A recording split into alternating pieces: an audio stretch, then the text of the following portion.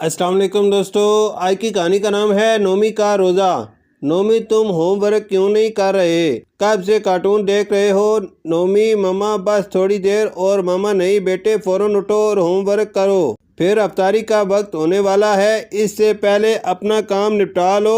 मगर नोमी टीवी के आगे से ना उठा। अफ्तारी के बाद मम्मा नोमी का बैग उठा लाई और नोमी से कहने लगी, बेटे आप जल्दी से मुझे डायरी दिखाओ।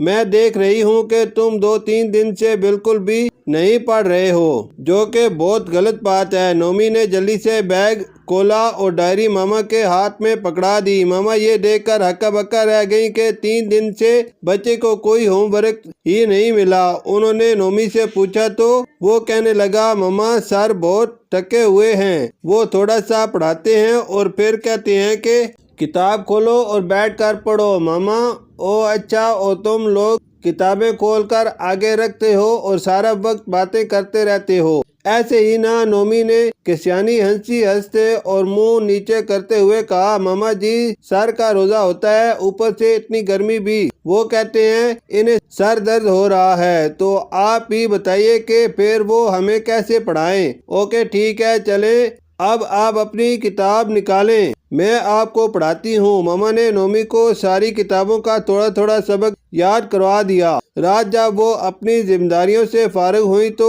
उन्होंने नोमी के अब्बा को सारी सूरत हाल बताई, तो वो भी परेशान हुए कि रोजा रख कर ऐसे कैसे किया जा सकता है, बच्चों के इम्तिहानात भी सर पे हैं। बहरहाल उन्होंने नोमी की मामा को तसल्ली देते हुए कहा कि वो परेशान ना हो, मैं सुबह ही इसका हल करता हूँ। अगले दिन माह रमजान का अकीदतों भरा जुमे का दिन था। सब लोग नमाज जुमा के लिए मस्जिद में जमा थे। इमाम साहब खुतबे के लिए खड़े हुए तो कहने लगे, सुनो मेरे दोस्तों, मेरे भाइयों, रोजा सारा दिन भूख प्यास काटने का नाम नहीं। रोजा एक बहुत बड़ी जिम्मेदारी है और जिस पर रोजा फर्ज है वही रखे। जो बीमार है, कमजोर है, वो दीन में मौजूद सहूलत से फायदा उठाए। और रोजे का मतलब ये भी नहीं कि हम रोजा तो रखें, मगर जिन कामों की जिम्मेदारी हमने ली है और इसके बदले हम उजरत भी लेते हैं, मगर हम रोजा रख कर वो जिम्मेदारी अदा न करें और उजरत लेते रहें, तो ये खयानत है। खयानत से हमारे नबी सल्लल्लाहु अलैहि वसल्लम ने मना फरमाया है और ये हमारे रोजे को भी दागदार करती है। नोमी भी अपने बाबा के साथ नमाजियों की पहली साफ में बैठा था। इमाम साहब ने इसकी तरफ देखते हुए कहा, अगर आप तालिब इल्म हैं और किताब आगे रख कर आप मोबाइल पे गेम्स खेलते हैं या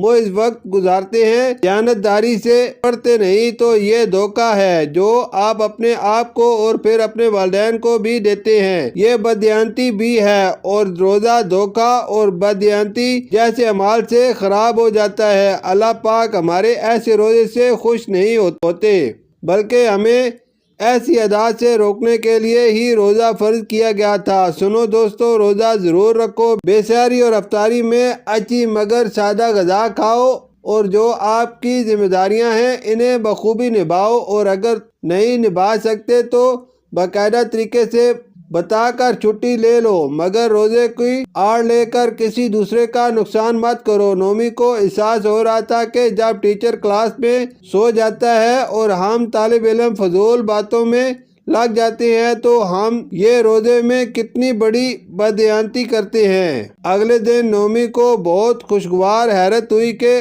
उनके टीचर क्लास में बहुत हशाश बशाश रहे थे। उन्होंने सारे पीरियड बड़ी जलजमी से समझाए और बच्चों ने भी खूब जोशो खरोश से पढ़ा। नोमी को भी अब रोजे का असल मफहूम समझ आ गया था और इसने रोजे में हर काम को दयानतदारी से करना शुरू कर दिया था। शुक्रिया।